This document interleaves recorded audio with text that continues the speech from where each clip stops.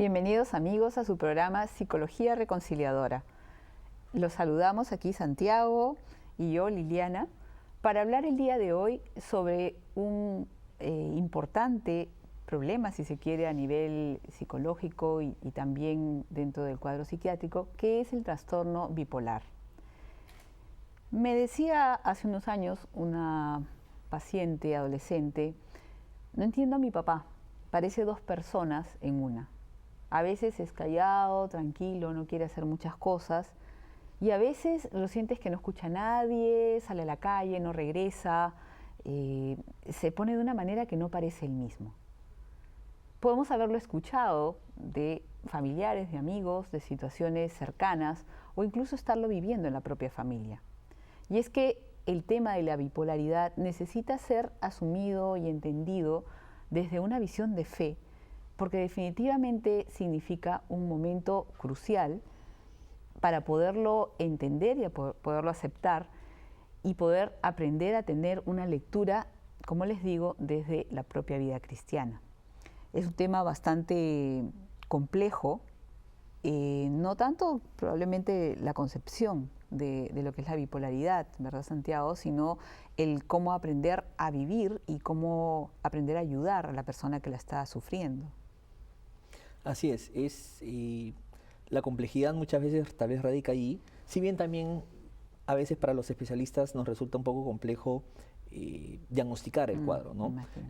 Valdría la pena probablemente mencionar, a veces escuchamos el término, ¿no?, de cuadro bipolar, o a veces hay personas que dicen, yo creo que soy bipolar, pero porque tienen variaciones en el ánimo, pero que son secundarias a eventos que ocurren en el día a día, que eso no es cuadro bipolar, pero muchas veces la gente lo confunde con eso, ¿no? Si quisiéramos definir de una manera sencilla qué es el cuadro bipolar, hablaríamos de que es un problema en el estado de ánimo en el que el ánimo precisamente fluctúa en dos polos, bipolar. Un polo en el que podría estar el ánimo deprimido con las características que vimos en un capítulo anterior de la depresión, es decir, de una persona que puede estar con el ánimo decaído, con falta de interés en las cosas, con problemas de insomnio, a veces hipersomnia, con problemas de bajo apetito y consiguiente baja de peso, dificultades en la concentración, en la energía, retardo psicomotor y eventualmente ideas de muerte o incluso ideación suicida. Y en el otro polo, en el otro extremo, un periodo en el que la persona se acelera, como muchas veces los mismos pacientes o sus familiares lo mencionan. Y allí podemos identificar que la persona puede tener una autoestima elevada, con ideas o sentimientos de grandiosidad, habla más rápido que de costumbre o en tono de voz más alto, se irrita fácilmente, las ideas vienen a la mente con mucha rapidez, con una rapidez mayor incluso de lo que la misma persona las puede verbalizar. Puede haber poca capacidad de controlar algunas actitudes o actos impulsivos, como puede ser conducirse a nivel de gastos o a nivel de la conducta sexual de la persona, y probablemente también pueden haber situaciones en las que hay un impulso grande por la actividad. Entonces, cuando estamos frente a un cuadro en el que en algún momento puede ser que se presente este polo de aceleración, hablamos de un cuadro bipolar. Sobre todo cuando es tan contrastante, ¿verdad? Porque sí pueden darse, en lo que tú me has mencionado, en muchas personas algunos rasgos o algunas situaciones, pero en estos cambios tan contrastantes de plantearse o verse a la persona o particularmente deprimida o particularmente acelerada, podría estar la clave para la familia, porque estando tan cerca a veces es difícil diferenciar el poder buscar ayuda y confirmar si efectivamente se trata de algo así. Así es, porque no siempre es sencillo identificar para la persona, porque la persona cuando está deprimida, y eso probablemente lo habrás visto, busca ayuda, sí, al igual que la persona que tiene un cuadro depresivo mayor. Pero cuando la persona está acelerada, muchas veces puede estar más productiva, y la familia identifica que está más productiva, pero empieza a quebrar ciertos límites, y ahí es donde muchas veces no pide ayuda. Y en ese sentido, sí es importante identificar que no siempre cómo se sienta la persona va a ser un parámetro como para poder decir si es que necesita ayuda o no, sino ahí es muchas veces de vital importancia la colaboración de la familia, ¿no? Yo a veces les menciono a mis pacientes que cuando uno está acelerado es como que estuviera conduciendo por la carretera ¿no? Yendo a 180 kilómetros por hora, pero uno está dentro del carro y dice, sí, estoy yendo más o menos, tal vez un poquito rápido, estoy yendo a 80 o a 100, Claro. y la persona que está fuera de la carretera lo observa, ve que pasa como un bólido a 180. Más o menos Sí, eso es lo que excelente ocurre con ejemplo. bipolar. Sí, de la experiencia tanto de pacientes con este problema como de sus familiares. Sí veo además que, siguiendo la línea de tu ejemplo, la persona que está dentro del auto no solamente no lo reconoce, sino que se siente muy bien. Así es. Porque a comparación de las situaciones de depresión, que generalmente tengo entendido son más numerosas que las de manía propiamente o aceleramiento, entonces contrastando con eso se sienten bien y quieren estar bien.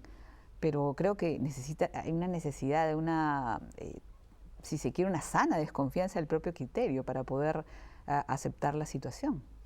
De acuerdo, y desde el punto de vista más de fondo, si lo queremos, es importante tener una sana desconfianza, como dices, en uno mismo y recurrir, ¿no? Como nos anima nuestra Madre Iglesia, al sano consejo de las personas que tenemos más cercanas, en este caso probablemente los familiares o amigos más cercanos, porque uno se va a sentir elevado, se va a sentir muy bien, pero no da cuenta de las consecuencias que puede traer a veces las conductas que puede tener en una etapa de aceleración técnicamente llamadas manía o hipomanía.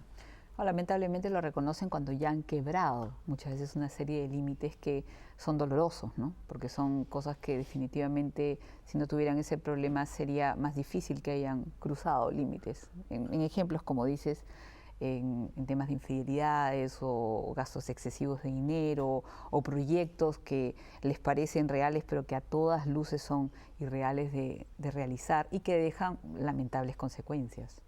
Así es, hemos tenido oportunidad de ver muchas veces personas que asumen una conducta de verdadero perdón hacia el familiar, como otros casos en los que no hay una aceptación de la conducta que pueden haber tenido, que puede ser infidelidad, dado que el deseo sexual se puede incrementar, o de gastos por el impulso por hacer compras o por apuestas en esa etapa de aceleración del ánimo, que luego la familia, la esposa, los hijos no saben perdonar en el papá o en el esposo, y que puede originar una crisis familiar. Como que puede ser también una ocasión, ¿no?, de purificar los problemas de la familia y salir adelante teniendo en cuenta esa enfermedad que va a acompañar a la persona, si bien puede recibir un tratamiento que la mantenga estable, probablemente por el resto de su vida.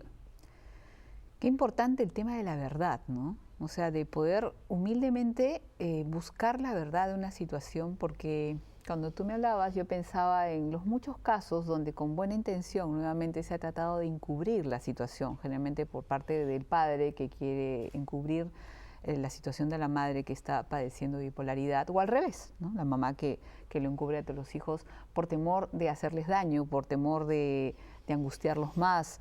Y realmente lo que generan en los hijos es una desazón y la dificultad para comprender qué está pasando.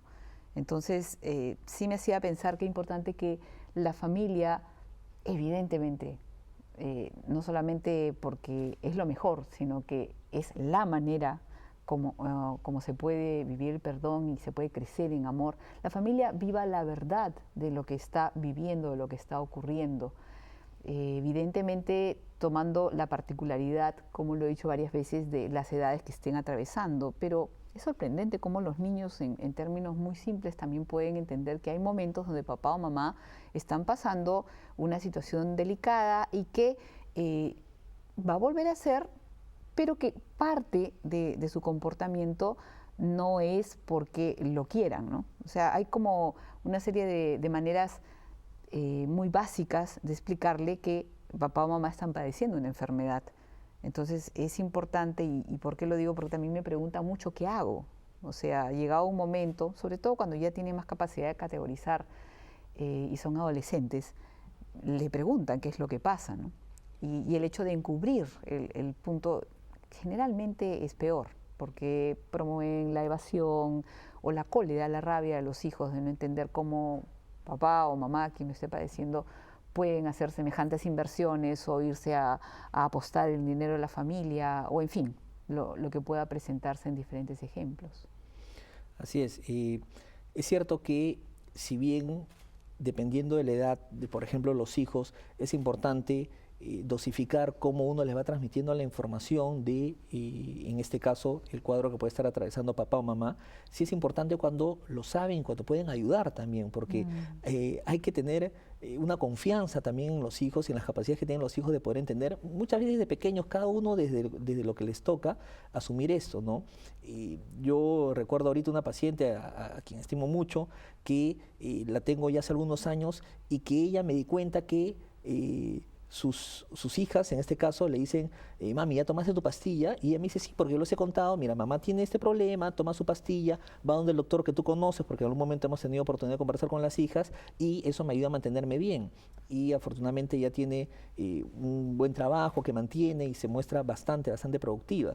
Pero ha sido también en el sentido de que ella ha podido comunicar esto a la familia, ha podido entender, ¿no? Como tú decías, dejando que la verdad sola se manifieste y decir, bueno, pues tengo una condición en la que necesito el apoyo de mi familia, en la que necesito una terapia, en la que necesito un tratamiento farmacológico. Y es verdad, porque sinceramente son tantos los casos que nos encontramos nosotros donde al llegar a nosotros un paciente, una persona que está buscando ayuda psicológica por otros motivos, ¿no? Y hacer la historia de vida, que es importante, o sea, la historia personal, que es fundamental para poder comprender a la persona a quien yo tengo enfrente, no para determinarla, eso me parece importante también precisarlo, sino para comprender su caminar. Hay como puntos vacíos muchas veces cuando esto no se enfrenta como familia, y lo que vemos más bien es una tendencia a evasión y también mucha incertidumbre, dados estos polos que experimentan, porque los niños de todas maneras van a percibirlo, aunque no lo categoricen, y que les dan una sensación de inseguridad, de incertidumbre, de que la realidad no es predecible y que termina siendo más peligroso o más pernicioso que el asumir como es el ejemplo que tú cuentas. Sí, por ese lado el conocimiento es una herramienta importante, pero la aceptación también lo es, ¿no? Sí. Y a propósito, si me permite, conversamos hace un rato de cómo es que se ha identificado que en el cuadro bipolar el polo o el extremo depresivo es el que con más frecuencia está presente en la vida de la persona. Y precisamente ahí es cuando la gente tal vez busca ayuda, si bien lo más llamativo es cuando la persona está en una etapa de hipomanía, manía entendida como aceleración. Y aquí es importante el acudir a personas especializadas para el tratamiento, porque siendo similar a la depresión mayor que mencionábamos en un capítulo anterior, no es el tratamiento el mismo, no va a dar el mismo resultado cuando se trata de una depresión bipolar que cuando se trata de una depresión unipolar. Y a la luz de eso, el apoyo de la familia es valiosísimo, ¿no? Y el tener una conciencia clara de las propias limitaciones, o no limitaciones, sino de lo que nos toca vivir en ese momento como paciente, en el caso del paciente, y como familia, es algo también que Dios está permitiendo, como decíamos hace un rato, por un bien mayor, que es lo que venimos conversando desde capítulos anteriores, de hacer una pregunta de ¿para qué es que se da todo esto? ¿No? Y no solamente por qué me pasó a mí o le pasó a papá o a mamá. Efectivamente, el para qué siempre tan presente, ¿no? Y que definitivamente en cada familia va a tener una respuesta iluminada desde la fe, pero que es, y digo, al entendernos como personas que podemos vivir situaciones de fragilidades, ya sean físicas, psicológicas, es bien distinto, porque estamos comprendiéndonos dentro de una providencia, dentro de un plan de Dios, dentro de un ser criaturas. Entonces, qué distinto de muchas veces el mundo actual, donde se tiende incluso a estigmatizar. Y yo creo que eso también influye en el tema de querer ocultar el tema, porque muchas veces es, no vayas a decir qué van a pensar las familias, qué van a pensar los vecinos, y con deseo de no caer en un etiquetaje o no quedar marcado, definitivamente no se está, es más, se está bloqueando toda capacidad de poder madurar a la luz de lo que vive la familia como una experiencia en ese momento, y que en este caso de la bipolaridad probablemente van a tener que convivir con ello. Así es. Y sí es cierto que debemos tener presente que la ayuda que se le pueda brindar a un familiar o a una persona que está atravesando un cuadro bipolar pasa por el hecho de identificar, ¿no? Y cuando uno identifica, no puede hacerse el ciego frente a lo que está viendo, que muchas veces por el temor al estigma que aún en el presente, si bien ha disminuido, se tiene frente a las patologías relacionadas a la salud mental, la gente trata de evitar eso ahí, pero es importante identificar y por lo tanto uno va a poder ayudar, ¿no? Claro. Identificar, probablemente tú que también acompañas pacientes con estos cuadros habrás visto que vale la pena que la persona sepa en qué momento el ánimo está yendo para abajo o en qué momento el ánimo está yendo para arriba, cuáles son los estresores que facilitan el que el ánimo vaya a dispararse hacia uno de los dos polos para poder precisamente tomar las medidas preventivas antes de que esto suceda. Y allí la familia tiene un rol fundamental. Y es muy interesante porque la misma vida cristiana da un soporte tan fuerte también en estas situaciones, ¿no? Todo el tema de la ascesis espiritual, todo el tema de la ascética, es muy clara acá, la autodisciplina, como mencionábamos, la sana desconfianza de uno mismo para confiar en otros, pero también la propia disciplina personal. O sea, yo doy fe de que muchos pacientes han aprendido con el tiempo a ir tanteando cuándo es que ya están cambiando, ¿no? Porque van aprendiendo ciertos signos por el mismo estado de ánimo, pero también por las consecuencias o cómo reaccionan los más cercanos a ellos. Y una alta cuota de humildad, lo cual es muy edificante también. O sea, sí compartirles que yo en más de una oportunidad me he visto muy edificada por hermanos en la fe, hermanas en la fe que, si bien es cierto, padecen un problema de bipolaridad, que además tiene diferentes niveles, en diferentes casos van a variar, pero que ha sido una hermosa ocasión de poder conocerse, de poder ganar maestría, de poder identificar y tener esta disciplina, por ejemplo, en lo que es la estructura familiar, tan importante, ¿no? Y poder decir, bueno, tengo que reconocer, me estoy acelerando y pedir ayuda, o saber también cómo ir llevando un ritmo que saben que es el más saludable para sí mismos y por ende para sus familias. Sí, es importante lo que decías de la ascesis, porque a veces uno podría pensar que si tengo algún problema dentro de la esfera mental, la virtud no es algo posible de vivir.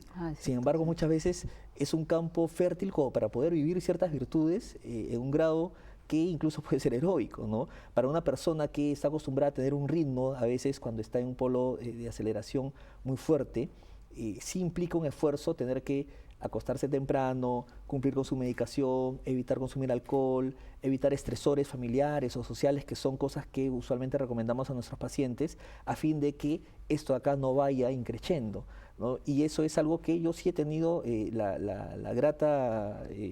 grato momento de ver en muchos de los pacientes que me dicen, sí, estuve en una reunión social, pero no tomé licor, o me retiré a una hora que era prudencial, ¿no? O que entienden que si están estudiando, por ejemplo, en la universidad, no pueden amanecerse estudiando y hacen un esfuerzo en estudiar tal vez los días previos, a diferencia de lo que muchas veces hemos hecho, muchos de nosotros probablemente en la universidad, de estudiar de amanecida el día anterior, ¿no? Sí, sin embargo, esto claro implica algo virtuoso de tener un orden en las cosas que se hacen en el día a día, ¿no? Y eso es importante porque en términos de la dignidad y la riqueza personal, ¿cómo queda intacto y además puede brillar particularmente una heroicidad que en las circunstancias que vive la persona va a poder vivir? Y esto de verdad no es un consuelo, es la realidad. Puede seguir como cualquier persona aspirando a la santidad, porque digo, es hacer de manera extraordinaria aquello que es ordinario en la vida cotidiana. Entonces, si hay una aceptación, hay una confianza desde la fe, hay una apertura a la gracia, realmente la persona junto con su familia se pueden santificar. Y es un camino, si se quiere, una ocasión, no vamos a por eso tampoco a caer en un extremo de decir que bueno, que idolatrar la enfermedad, pero sí el que humanamente, como decías, hay actitudes que son llevadas en silencio en el día a día y que además cuando toca entregarse, hay que entregarse al máximo, porque esta estabilidad tampoco, digo, en la vida cotidiana no es tan fácil, ¿no? De pronto se enferma un hijo y tiene que amanecerse, o de pronto hay que trabajar horas extras, en fin, tantas situaciones, pero que el hecho de saberlas asumir en una confianza en el Señor y además como ocasión de crecer en virtudes es definitivamente un camino de santidad. Así es, y la enfermedad mental no agota la dignidad de la persona, no la determina, que es algo que algunas veces he escuchado no debo de dejar de decir que con pena algunos de mis colegas no creyentes cuando buscan paradójicamente desvirtuar a una persona que puede tener una vida de santidad, el alcanzar esa santidad cuando ha tenido un problema mental o una enfermedad mental, ¿no? Como que Un una argumento persona ad que, hominem de claro, como que descalificarlo. así es, descalificarlo porque atravesando una enfermedad mental, ¿cómo se le podría considerar una persona santa?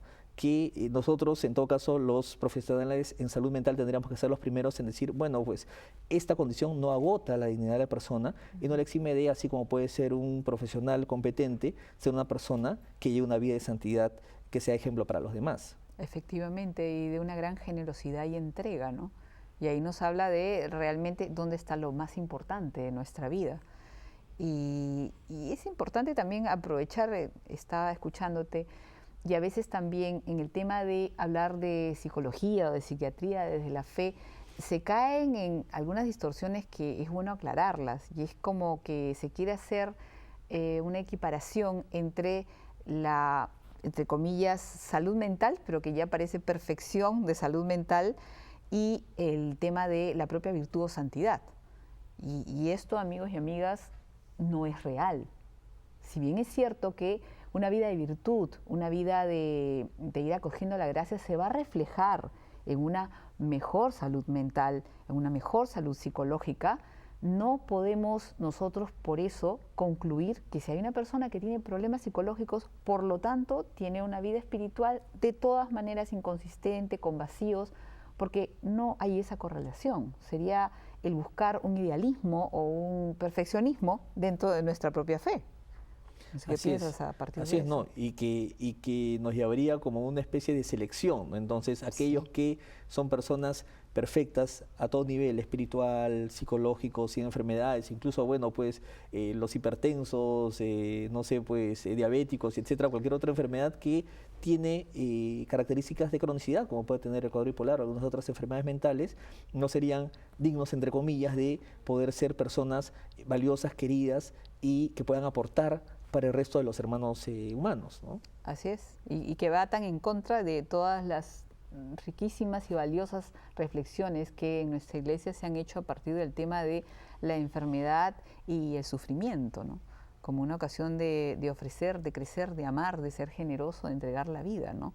Por ende, sí, va caminando según el plan de Dios, y eso es importante, porque en el tema del crecimiento espiritual no se trata de ser el superhéroe espiritual, sino se trata de vivir según el plan de Dios, que es lo que Dios va pidiendo en nuestras vidas.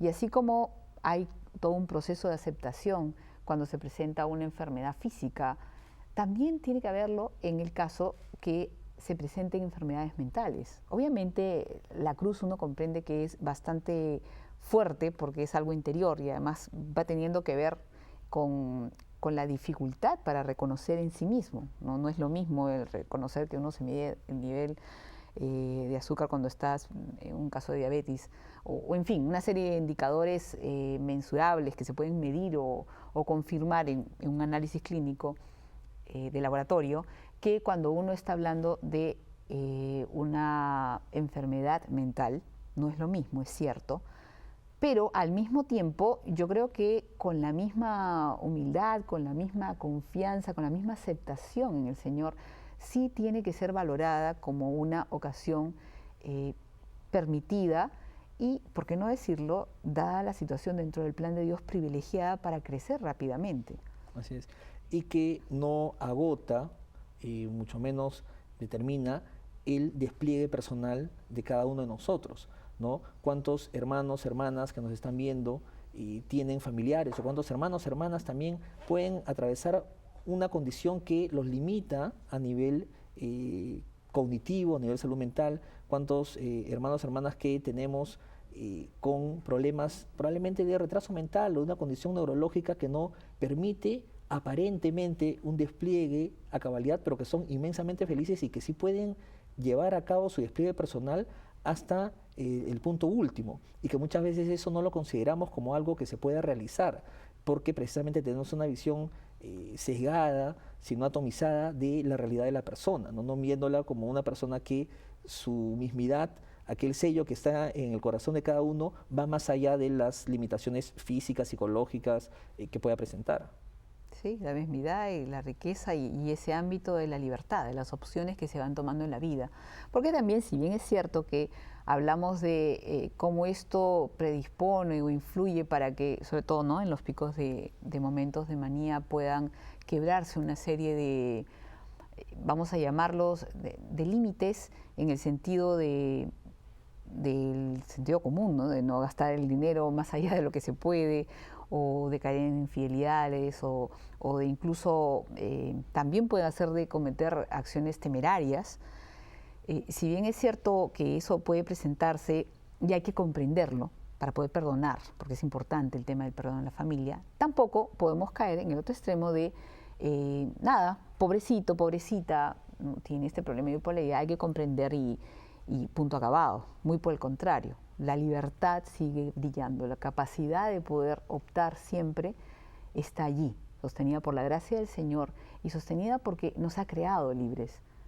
Pueden haber situaciones en que esta libertad pueda estar, si se quiere, un poco reducida por algunas circunstancias, pero está allí. Es una riqueza que como familia, para quienes lo padecen y también para quienes acompañan, tienen que tener claro. Y cerrando ya el tema que estamos abordando el día de hoy, creo que es fundamental el tema de renovar en el perdón. Uno perdona en la medida que comprende más y ve cada vez más claramente la persona que tenemos enfrente, a quien amamos, quien es parte de nuestra familia, quien sea amigo nuestro, quien sea una persona que tenemos enfrente, y ver en ellos la huella de Dios. Y este perdón tiene que estar guiado por lo mejor para esa persona, porque también, ya cerrando el tema, dejo como cuestionamiento que el perdón necesita ir encaminado a la santidad, a la mejora de la persona. Ni un perdón, bueno, ya, que haga lo que quiera, sino un perdón que se renueva constantemente en la gracia del Señor, que nos enseña a perdonar todas aquellas cosas que puedan ser mortificantes o que puedan ser dolorosas en todos unos años de padecer esta enfermedad, pero que al mismo tiempo va ayudando a que todos como familia vayan creciendo. Ese es el perdón auténtico, el que nace del perdón de Dios, que nos mira, pero que al mismo tiempo nos exige a crecer en libertad, a crecer en madurez, a crecer en maestría, en las condiciones en las cuales podamos estar viviendo o asumiendo. Que sea pues entonces una ocasión de mayor amor, de mayor entrega, de mayor asumirse y conformarse con la cruz del Señor, pero conformarse con el Señor, no resignarse, sino conformarse en amar al extremo como Él nos ha amado. Muchas gracias por habernos acompañado y nos despedimos por el día de hoy. Hasta luego. Gracias, hasta la próxima.